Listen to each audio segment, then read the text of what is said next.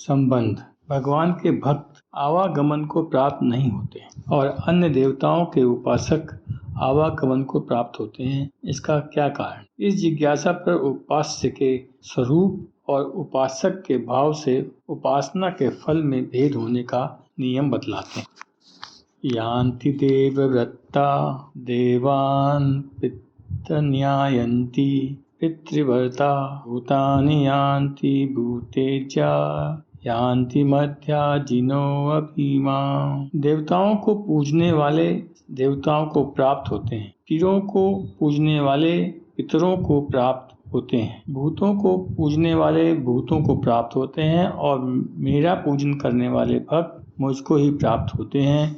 इसलिए मेरे भक्तों का पुनर्जन्म नहीं होता। प्रश्न। देवव्रता पद किन मनुष्यों का वाचक है और उनका देवों को प्राप्त होना क्या है? उत्तर। देवताओं की पूजा करना, उनकी पूजा के लिए बतलाए हुए नियमों का पालन करना, उनके निमित्त यज्ञादि का अनुष्ठान करना, उनके मंत्र का जाप करना और उनके निमित्त ब्राह्मण भोजन कराना इत्यादि सभी बातें देवताओं के व्रत हैं। इनका पालन करने वाले मनुष्यों का वाचक देवव्रता पद है।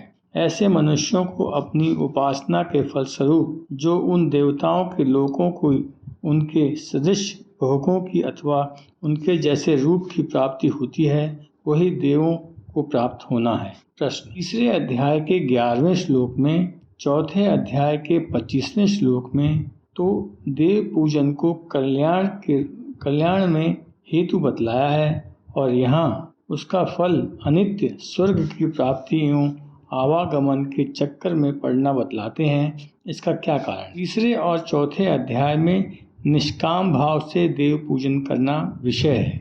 इस कारण उसका फल परम कल्याण बतलाया गया है, क्योंकि निष्काम भाव से की हुई देव पूजा अंतकरण की शुद्धि में हेतु होने से उसका फल परम कल्याण ही होता है। किंतु यहाँ सकाम भाव से की जाने वाली देव पूजा का प्रकरण है, अतः इसका फल उन देवताओं की प्राप्ति तक ही बतलाया जा सकता है।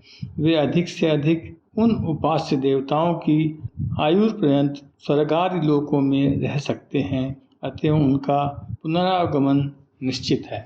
प्रश्न।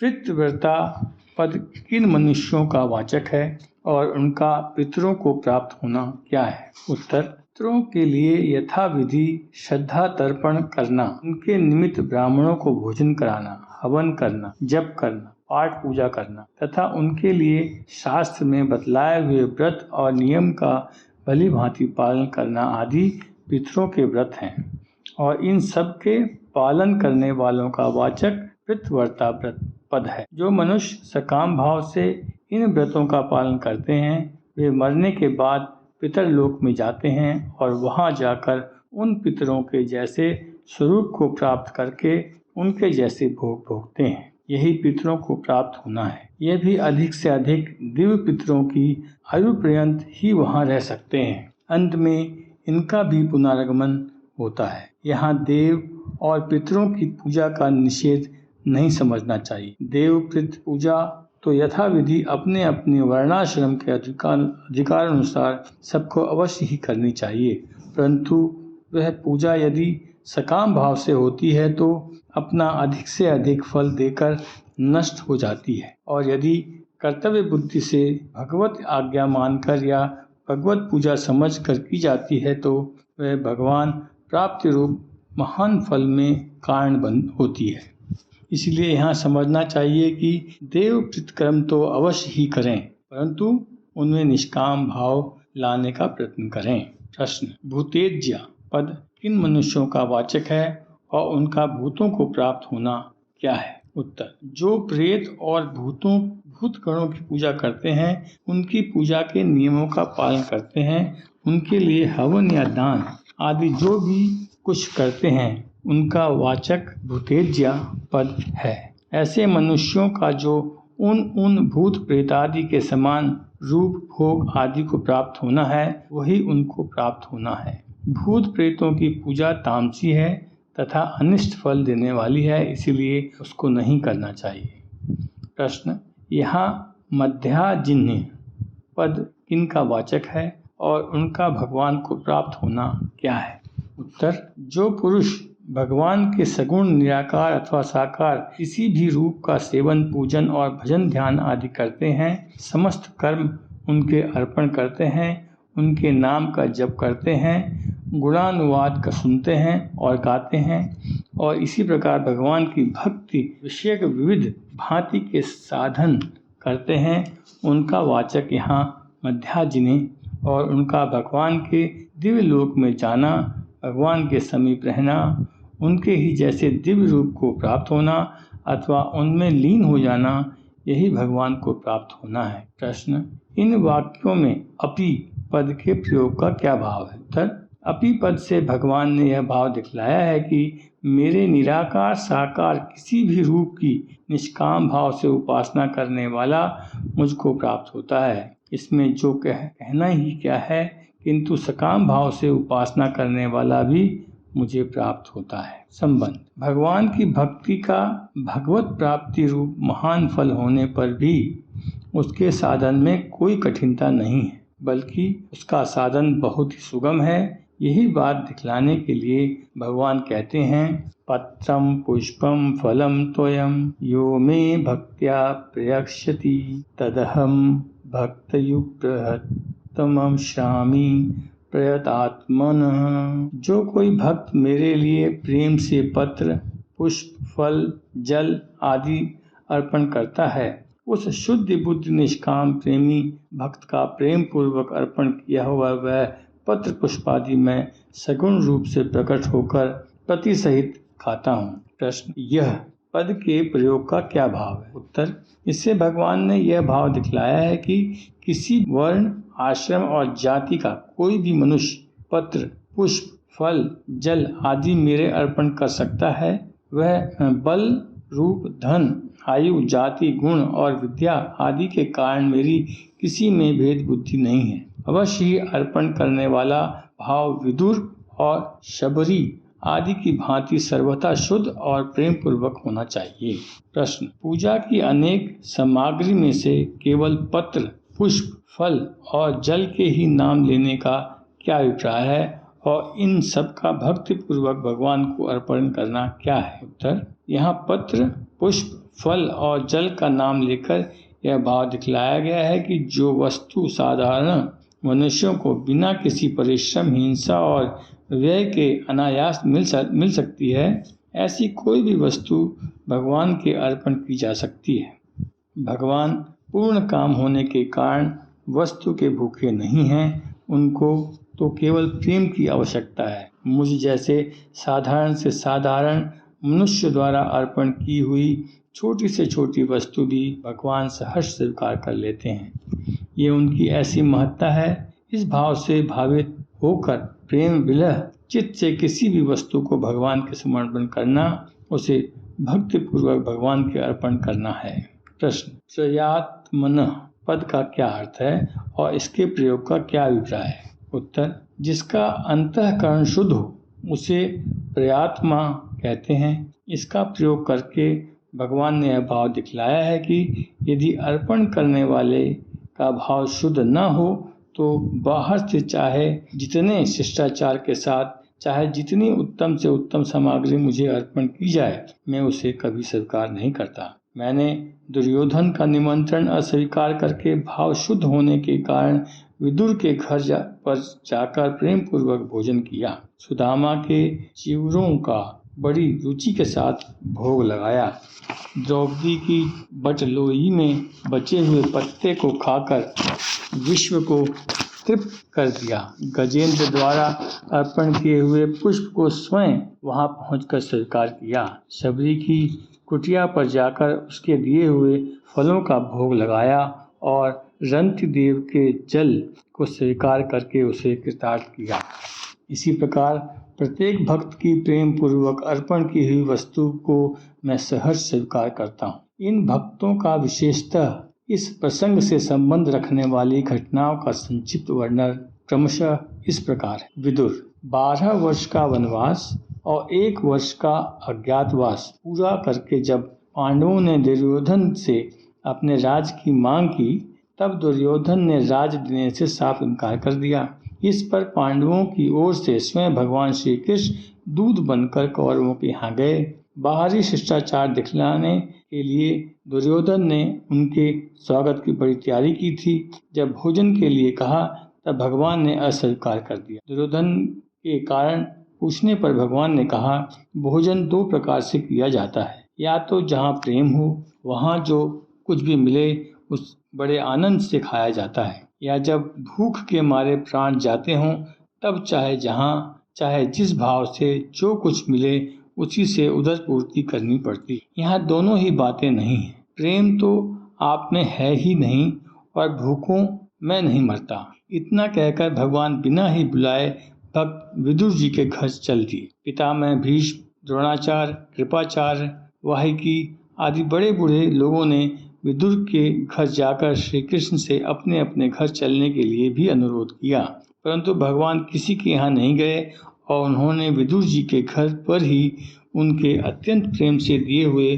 पदार्थों का भोग लगाकर उन्हें कृतार्थ किया। दुर्योधन की मेवा त्यागी साग विदुर घर खाओ प्रसिद्ध ही है। सुदामा जी भगवान श्री कृष्ण चंद्र के बाल्यकाल के सखा थे। उन्होंने उज्जैन में सांदीपनि जी महाराज के घर एक साथ ही पढ़े थे। सुदामा वेदवत्ता विषयों के विरक्त, शांत और जितेंद्रिय थे। विद्या पढ़ चुकने पर दोनों सखा अपने अपने घर चले गए। सुदामा बड़े ही गरीब थे। एक समय ऐसा हुआ कि लगातार कई दिनों तक इस ब्राह्मण परिवार को अन्न के दर्शन नहीं हुए। भूख के मारे बेचारी ब्राह्मणी मुख सूख गया। बच्चों की दशा देखकर उसकी छाती भर आई। वह जानती थी कि द्वारकाधीश भगवान श्री कृष्णचंद्र मेरे स्वामी के सखा हैं। उनसे डर से कांपते कांपते पति को सब हालत सुनाकर द्वारका जाने के लिए अनुरोध की। वह पति के निष्काम भाव को भी जानती थी। इससे उन्होंने कहा, प्रभु मैं जानती हूँ कि आपको धन की रत्ती भर भी चाह नहीं, परंतु धन बिना गृहस्थी का निर्वाह होना बड़ा कठिन है। अतः मेरी समझ से आपका अपने प्रिय मित्र के पास जाना ही आवश्यक और उचित है। सुदामा ने सोचा कि ब्राह्मणी दुखों से घबराकर धन के लिए मुझे वहां भेजना चाहती है। उन्हें इस कार्य के लिए मित्र के घर जाने में बड़ा संकोच हुआ। वे कहने लगे, पगली, क्या तू धन के लिए मुझे वहां भेजती है? क्या ब्राह्मण कभी धन की इच्छा किया करते हैं? अपना तो काम भगवान का भजन ही करना है। भूख लगने पर भीख मांग ही सकते हैं। ब्राह्मणी ने कहा, यह तो ठीक है, परंतु यहाँ भीख भी तो नसीब नहीं होती। मेरे फटे चिथड़े और भूख से छटपटाते बच्चों के मुंह की ओर तो देखिए।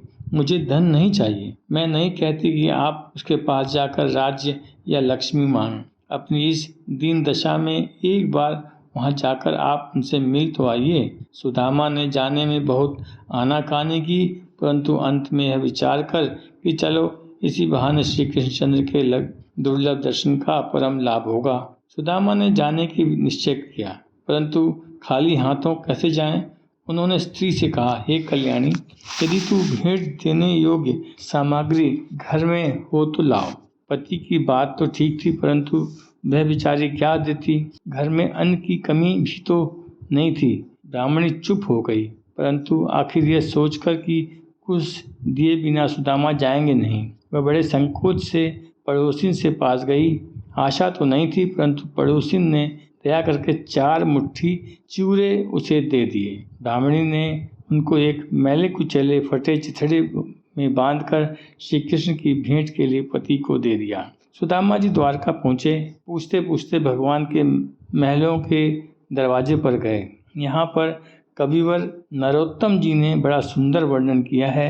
वे लिखते हैं, द्वारपाल सुदामा जी को आदर से वहीं बैठाकर संवाद देने प्रभु के पास गया और वहां जाकर उसने कहा, शीस पगा न छगा तन पे प्रभु, जाने को आही बसे के ही कामा, धोती फटी सी लटी दुपटी, अरुपाए उमा उपानह की नहीं सामा, द्वार खड़ो द्विज दुर्लभ देखी, रहो चकी सो वसुधा अभिरामा, पूछत दीन दयाल कुधाम, बतावत अपनो नाम सुदामा। भगवान सुदामा शब्द सुनते ही सारी शुद्ध बुद्ध भूल गए और हड़बड़ाकर उठे। मुकुट वहीं रह गया, पीताम्बर कहीं गिर गया, पादुका भी नहीं पहन पाए और दौड़े द्वार पर। भगवान ने दूर से ही सुदामा का बुरा हाल देखकर कहा, ऐसे भी हाल भी आइन सो, पग कंटक जाल गड़े पुनि जोए, हाय महादुख पायो सखा तुम, आए तेने कितने दिन खोए। देखि सुदामा की दीन दशा, करुणा करके करुणा निधि रोए, पानी परात को हाथ छुओ नहीं, नैनन के जल सो पग धोए। ये नरोत्तम कवि का लिखा। परात का पानी छूने की भी आवश्यकता नहीं हुई। सरकार ने अपने आंसुओं की धारा से ही सुदामा के पद पखार डाले और उन्हें छाती से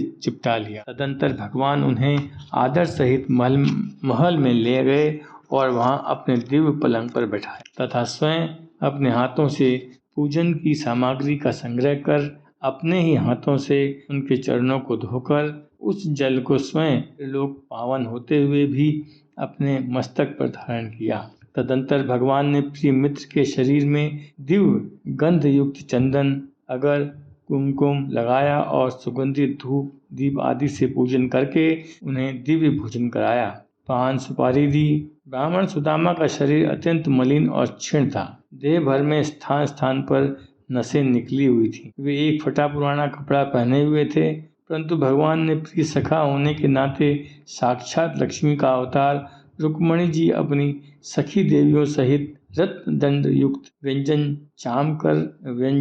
चामर हाथों से लिए परम दरिद्र भिक्षुक ब्राह्मण की बड़ी चाव से सेवा पूजन करने लगी। भगवान श्री कृष्ण सुदामा का हाथ अपने हाथों में लेकर लड़कपन की मनोहर बातें करने लगे। कुछ देर के बाद भगवान ने प्रिय मित्र की ओर प्रेम पूर्वक दृष्टि से देखते हुए हंसकर कहा कि भाई, तुम मेरे लिए कुछ भेंट भी लाए हो। भक्तों की प्रेम पूर्वक दी हुई जरा सी वस्तु को भी मैं बहुत मानता हूँ, क्योंकि मैं प्रेम का भूखा हूँ। अभक्त के द्वारा दी हुई अपार सामग्री भी मुझे संतुष्ट नहीं कर सकती। पुष्पम फलम त्वयं यो मे भक्त्या पयश्चति तदह भक्तयुग प्रहर्तमस्यानामयि प्रयन्तात्मन। भगवान ने इतना कहने पर भी सुदामा चिवरों की पोटली भगवान को नहीं दे सके। भगवान की अतुल राज संपत्ति और वैभव देकर उन्हें चिवरा देने में सुदामा को बड़ी लज्जा हुई। तब सब प्राणियों के अंतर की बात जानने वाले हरिण ने ब्राह्मण के आने का कारण समझकर विचार किया कि यह मेरा निष्काम भक्त और प्रिय सखा है। इसने धन की कामना से पहले भी कभी मेरा भजन नहीं किया और न अब भी इसे किसी तरह की कामना है, परंतु यह अपनी पवित्रता पत्नी की प्रार्थना से मेरे पास आया है। अतएव इसे मैं वह भोग और मोक्ष रूप संपत्ति दूंगा जो देवताओं को भी दुर्लभ है। यूं विचार कर भगवान ने यह कहा।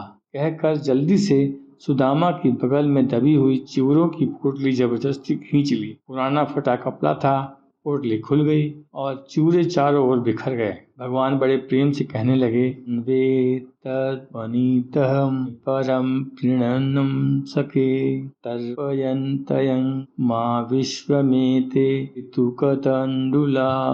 हे सखे, आपके द्वारा लाया हुआ यह चिवरों का उपहार मुझको अत्यंत प्रसन्न करने वाला है। ये चिवरे मुझको और मेरे साथ ही समस्त विश्व को तृप्त कर देंगे। तो कहकर भगवान उन बिखरे हुए चिवरों को बिन बिन कर उन्हें चबाने लगे। भक्त के प्रेम पूर्वक लाए हुए उपहार का इस प्रकार भोग लगाकर भगवान ने अपने अतुलनीय प्रेम का परिचय दिया। कुछ दिन बड़े आनंद पूर्वक वहां रहकर सुदामा अपने घर लौटे। इधर घर का रूपांतर हो गया था। भगवान की लीला से टूटी मड़ैया स्वर्ण महल के रूप में परिणित हो चुकी थी। सुदामा ने भगवान की लीला समझकर इसे स्वीकार किया। उन्होंने मन ही मन कहा, धन्य है मेरे सखा ऐसे हैं कि याचक को बिना बताए गुप्त रूप से सब कुछ देकर उसका मनोरथ पूर्ण करते हैं, परंतु मुझे धन नहीं चाहिए। मेरा तो बार बार यही प्रार्थना है कि जन्म जन्मांतर में वही कृष्ण मेरे सहृदय सखा तथा मित्र हों और मैं उनका अनन्य भक्त रहूं। मैं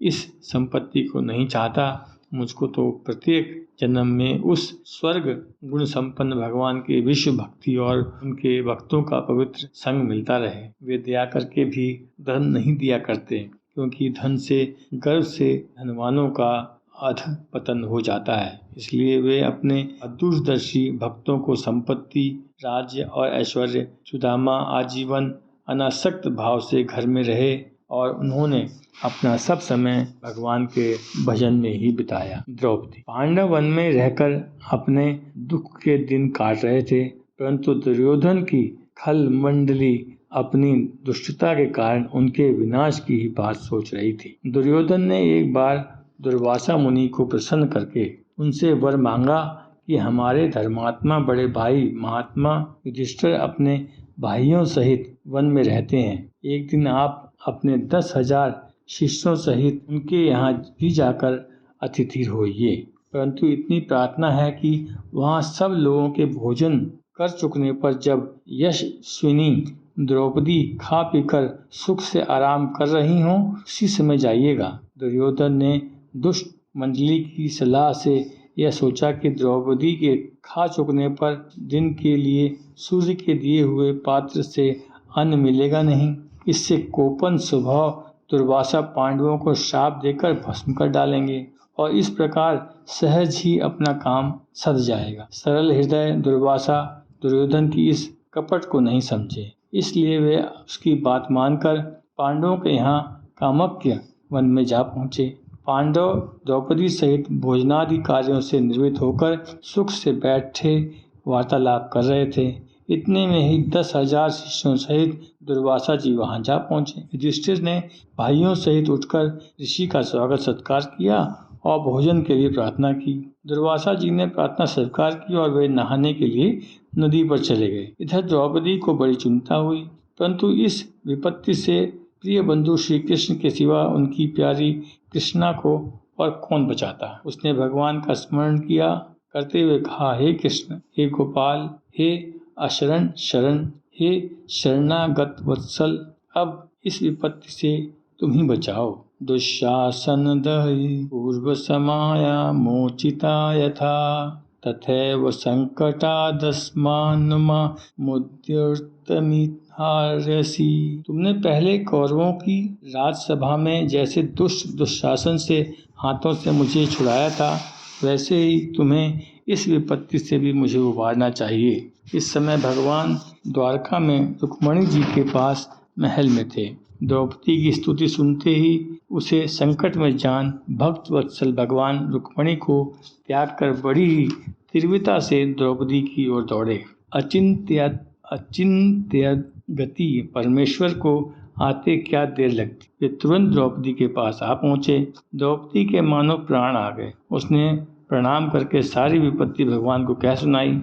भगवान ने कहा, यह बात पीछे करना, मुझे बड़ी भूख लगी है, मुझे शीघ्र कुछ खाने को दो। द्रौपदी ने कहा, भगवान, खाने के फेर में पड़कर तो मैंने तुम्हें याद ही किया है। मैं भोजन कर चुकी हूँ, अब उस पात्र में कुछ भी नहीं है। भगवान बड़े विनोदी हैं, कहने लगे, कृष्णेन नर्म कालोयम चुक्षत मीणातुरे मयि शीघ्र गच्छ मम स्थालिमानीत्वा प्रदर्शय। हे द्रौपदी, इस समय मैं भूख और रास्ते की थकावट से व्याकुल हो रहा हूँ। यह मेरे साथ विनोद का समय नहीं है। जल्दी जाओ और सूर्य का दिया हुआ बर्तन लाकर मुझे दिखलाओ। बेचारी द्रौपदी क्या करती, पात्र लाकर सामने रख दिया। भगवान ने तीक्ष्ण दृष्टि से देखा और एक साग का पत्ता ढूंढ निकाला। भगवान बोले, तुम कह रही थी ना कि कुछ भी नहीं है, इस पत्ते से तो त्रिभुवन तृप्त हो जाएगा। यज्ञ भोक्ता भगवान ने पत्ता उठाया और मुंह में डाल कर कहा, विश्वात्मा प्रियता देवस्तुष्टस्वस्त्वति यज्ञ भुक।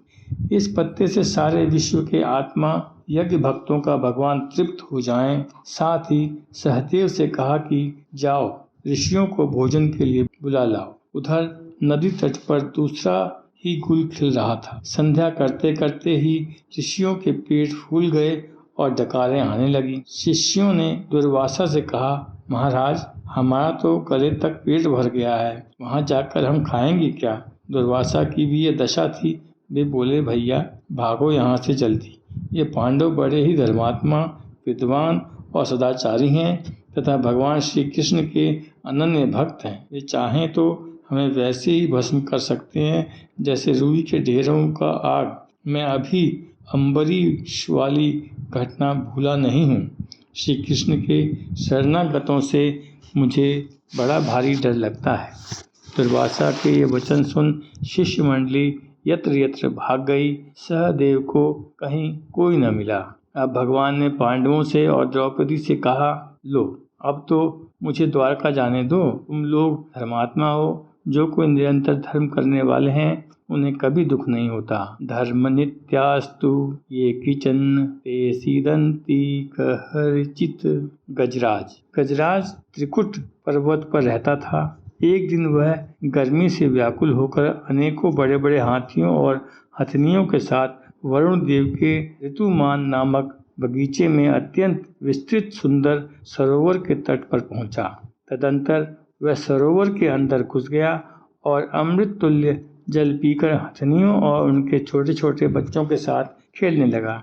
उस सरोवर में एक महान बलवान ग्राह रहता था। ग्राह ने गजराज का पैर पकड़ लिया। गजराज ने अपना सारा बल लगाकर उससे पैर छुड़ाने की चेष्टा की, परंतु वह न छुड़ा सका। इधर ग्राह उसे चल के अंदर खींचने लगा। साथ के हाथी और हथनियां सूंड से सूंड मिलाकर गजराज को बचाने के लिए बाहर खींचने लगे, परंतु उनकी एक भी नहीं चली। बहुत समय तक ये लड़ाई चलती रही। अंत में वह कातर होकर भगवान की शरण हो गया। उसने कहा, यह कश्चनेशो बलिनो अंतकोरगात् प्रचंड वेगादभिधावतो प्रियशं हितं प्रपन्नं परिपाति यद्दभाया न मृत्युः प्रधावत् तरणम तमीमहि।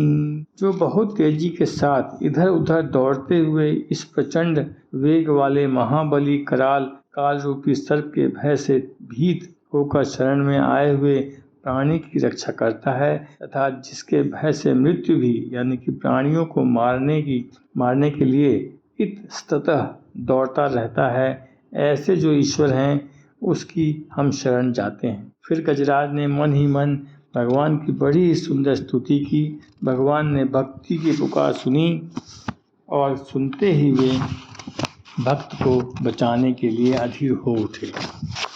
वहाँ एक कवि की बड़ी ही सुंदर उक्ति है, पर्यंक विसजन गणानन नयन भूषामणि विस्मर निन्योतावपि गदा गदेति निगदन पद्मनामनालोकयन् निर्गच्छना परिछन्दं खगपतिचरोहममाणो अवतु ग्राहग्रस्तमन्मत गंगपुंगवस् समुदाराय नारायण।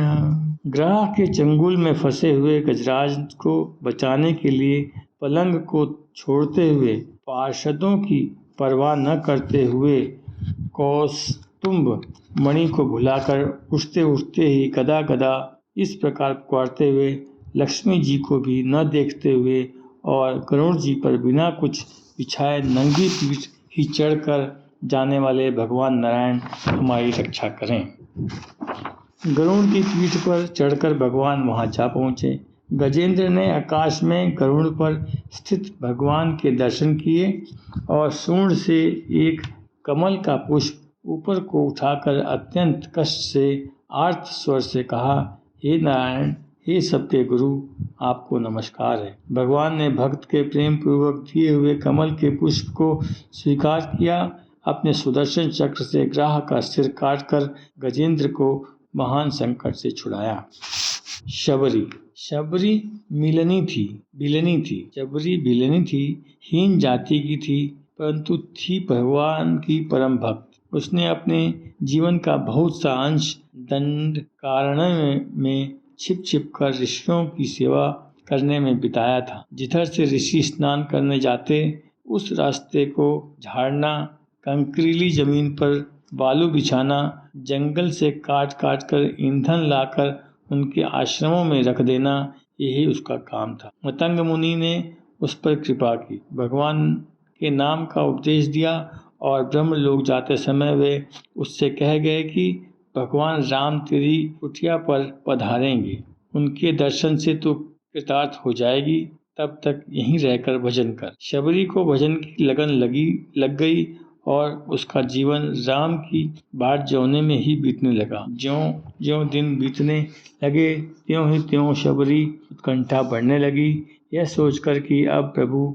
पधारते ही होंगे, कहीं प्रभु के पैर कांटा न गड़ जाए। वह जल्दी जल्दी जाकर दूर तक रास्ता बुहार आती, पानी छिड़कती, आंगन को गोबर से लीपती और भगवान के विराजने के लिए मिट्टी गोबर सुंदर चौकी बनाकर रखती। जंगल में जाकर चाह चाह कर जिस पेड़ के फल मीठे होते तोड़ तोड़ कर लाती और दोनों में भर के रखती। दिन पर दिन बीतने लगे, उसका रोज का यही काम था। न मालूम वह दिन में कितनी बार रास्ता बुहारती, कितनी बार चौका लगाती और चौकी बनाती तथा फल चुनकर चुनकर लाती। आखिर भगवान उसकी कुटिया पर पधारे, शबरी कृत हो गई। श्री रामचरितमानस में गोसाई जी लिखते हैं, सबरी देखी राम गृह आए, मुनि के वचन मुझी जे भाए। सर सिज लोचन बाहु विशाला, जटा मुकुट सिर उर बनमाला, श्याम गौर सुंदर दो भाई, सबरी परी चरण लपटाई। प्रेम मगन मुख वचन न आवा, पुनि पुनि पद सरोज सिर नावा। शबरी आनंद सागर में डूब गई, प्रेम के आवेश में उसकी वाणी रुक गई और वह बार बार भगवान के पावन चरण कमल में मस्तक टेक टेक कर प्रणाम करने लगी। फिर उसने भगवान का पूजन किया, फल सामने रखे। भगवान ने उसकी भक्ति की बड़ाई करते हुए उसकी पूजा स्वीकार की और उसके दिए हुए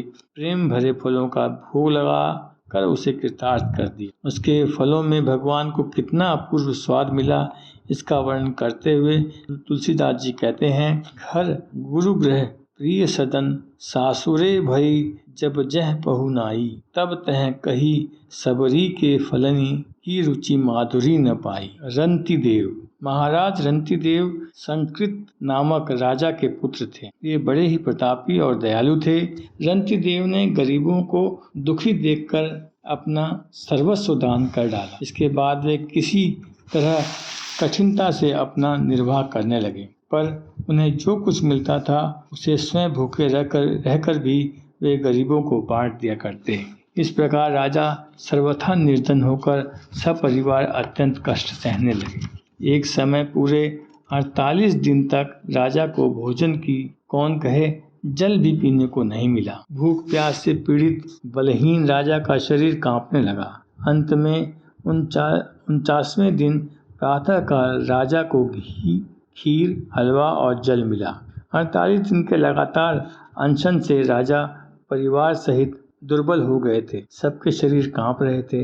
रंतिदेव भोजन करना ही चाहते थे कि एक ब्राह्मण अतिथि आ गया।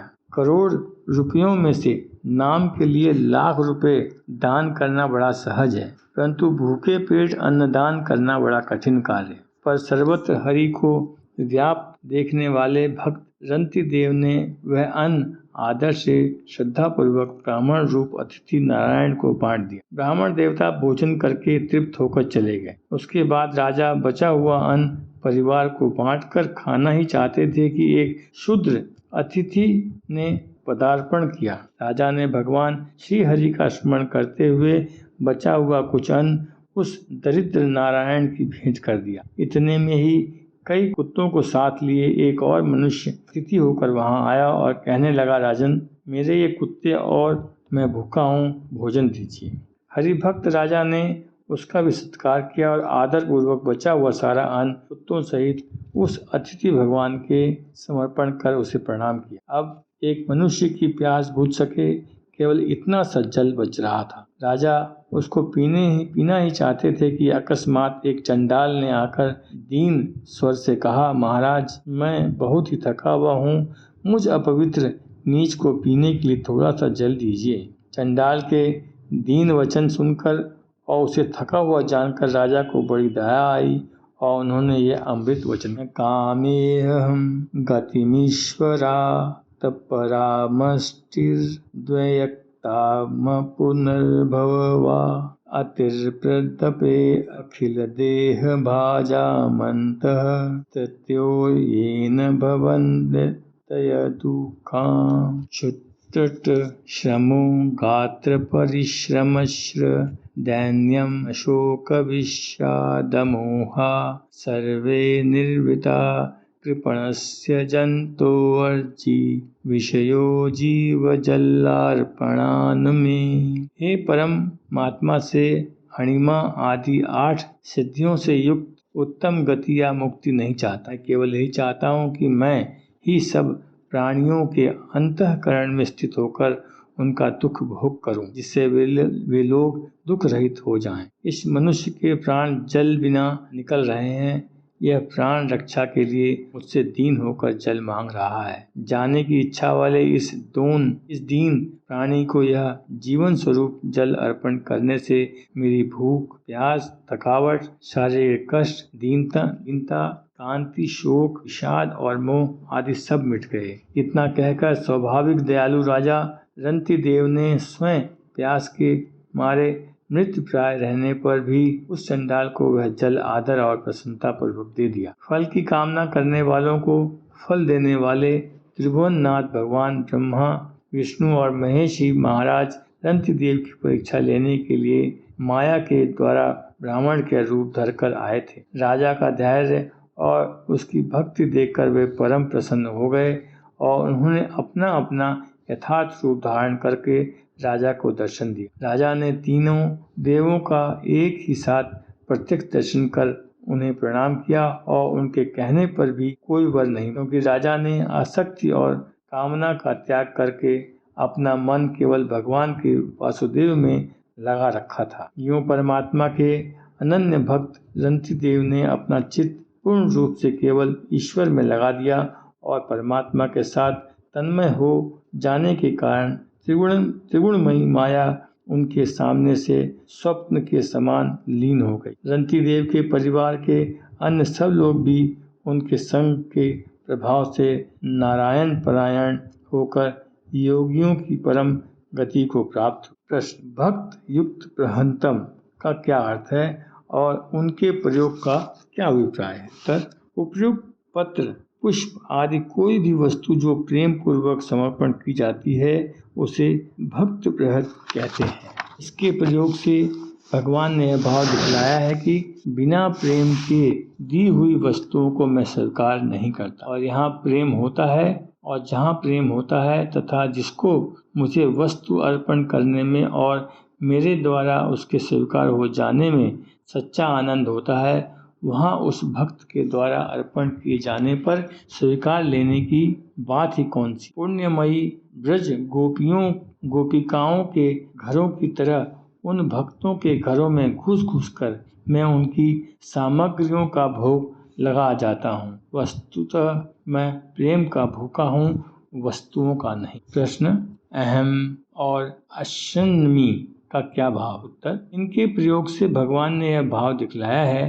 कि इस प्रकार शुद्ध भाव से प्रेम पूर्वक समर्पण की हुई वस्तुओं को मैं स्वयं उस भक्त के सम्मुख प्रत्यक्ष प्रकट होकर खा लेता हूँ, अर्थात जब मनुष्यादि रूप में अवतीर्ण होकर संसार में विचरता हूँ तब तो उस स्वरूप में वहाँ पहुँचकर और अन्य समय में उस भक्त के इच्छा अनुसार रूप में प्रकट होकर उसकी ही दी हुई वस्तु का भोग लगाकर उसे कृतार्थ कर देता हूँ।